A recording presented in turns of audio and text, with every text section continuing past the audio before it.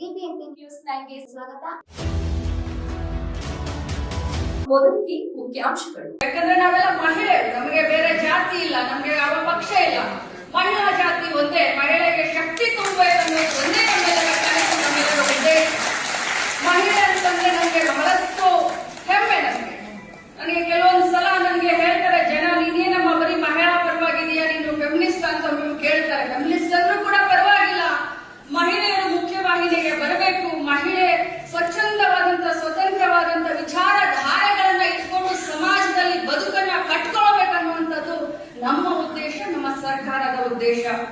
ನಾನೆಲ್ಲ ನನ್ನ ಮಹಿಳಾ ನೌಕರಸ್ಥರ ಅಕ್ಕ ತಂಗಿಯರಿಗೆ ಹೇಳಲಿಕ್ಕೆ ಬಯಸ್ತೇನೆ, ಸರ್ಕಾರ, ಮಾನ್ಯ ಸಿದ್ದರಾಮಯ್ಯ ಸಾಹೇಬ್ರ ಸರ್ಕಾರ ಇರ್ಬೋದು ಅಥವಾ ನಮ್ಮ ಕಾಂಗ್ರೆಸ್ ಪಕ್ಷದ ಸರ್ಕಾರ ಯಾವಾಗ ಬಂದಿದೆ, ಮಹಿಳಾ ನೌಕರಸ್ಥರಿಗೆ ಮತ್ತು ಮಹಿಳೆಯರನ್ನು ಒಳಗೊಂಡಂತ ಅನೇಕ ಕಾನೂನನ್ನ ಮತ್ತು ಯೋಜನೆಯನ್ನ ತರುವಂತ ಕೆಲಸವನ್ನ ಯಾರಾದ್ರೂ ಮಾಡಿದ್ದಾರೆ ಅಂತ ಹೇಳಿದ್ರೆ ನಾವು ಸ್ವಾಭಿಮಾನಿಗಳು ಗಟ್ಟಿಯಾಗಿ ಹೇಳೋಣ, ಅದು ನಮ್ಮ ಸರ್ಕಾರ, ಸಿದ್ದರಾಮಯ್ಯ ಸರ್ಕಾರ, ಕಾಂಗ್ರೆಸ್ ಸರ್ಕಾರ. ನಾವು ನಡೆದಂತ ಇತಿಹಾಸವನ್ನ ನಾವು ಇವತ್ತು ನೆನಪಿಸಿಕೊಳ್ಬೇಕಾಗುತ್ತೆ. ಒಂದು ಕಾಲದಲ್ಲಿ ಸತಿ ಸಹಗಮನ ಪದ್ಧತಿಯಿಂದ ನಾವೆಲ್ಲ ಎದ್ದು ಬಂದಿದ್ದೇವೆ. ಇದೇ ದೇಶದಲ್ಲಿ ಆ ಸಂಸ್ಕೃತಿ ಇತ್ತು. ಒಂದು ಕಾಲದಲ್ಲಿ ಸತಿ ಸಹಗಮನ ಪದ್ಧತಿ, ಗಂಡ ಸತ್ತ ತಕ್ಷಣ ಹೆಣ್ಣು ತಲೆ ಎಲ್ಲ ಬೋಳಿಸ್ಕೊಳ್ಬೇಕಾಗಿತ್ತು.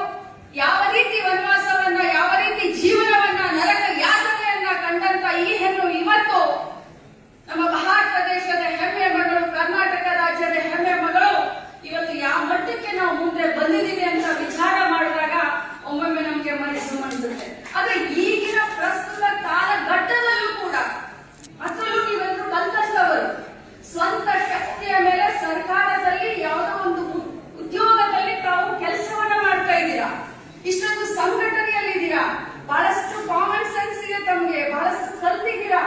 ಆದ್ರೂ ಕೂಡ ಇಂಥ ಸಂದರ್ಭದಲ್ಲೂ ತಾವು ಕೂಡ ಕಷ್ಟವನ್ನ ಅನುಭವಿಸ್ತೀರಾ ಅಂತ ನನ್ನ ಗಮನಕ್ಕೆ ಬಂದಾಗ ನಿಜವಾಗ್ಲೂ ನನಗೆ ಬಹಳಷ್ಟು ವಿಚಾರ ಮಾಡ್ಬೇಕಲ್ಲಪ್ಪ. ಈ ಮಟ್ಟಕ್ಕೆ ನಾವು ಬೆಳೆದ್ರೂ ಕೂಡ ಇನ್ನೂ ಹೆಣ್ಣಿನ ಶೋಷಣೆ ಆಗ್ತಾ ಇದೆ ಅಂತ ಒಮ್ಮೆ ವಿಚಾರ ಮಾಡ್ತಾ ಇರ್ತೀನಿ ನಾನು.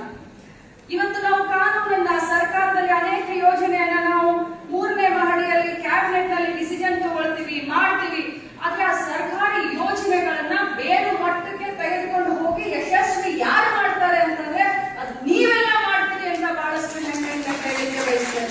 ಇದು ಯಾವುದೇ ಸರ್ಕಾರಕ್ಕೆ ಒಳ್ಳೆ ಹೆಸರು ಬರಬೇಕಾದ್ರೆ, ಕೆಟ್ಟ ಹೆಸರು ಬರಬೇಕಾದ್ರೆ ಸರ್ಕಾರಿ ನೌಕರಸ್ಥರ ಪಾತ್ರ ಬಹಳಷ್ಟಿರುತ್ತೆ. ನನ್ನ ಮಹಿಳೆಯರಿಗೆ, ನನ್ನ ಅಕ್ಕ ತಂಗಿಯರಿಗೆ ಹೇಳಲಿಕ್ಕೆ ಬಯಸ್ತೇನೆ. ನಾನು ಮೊದಲೇ ಹೇಳದ ಹಾಗೆ ಇವತ್ತು ಪ್ರಸ್ತುತ ಬಹಳಷ್ಟು ಜನ ಮಾತನಾಡಿದ್ದಾರೆ.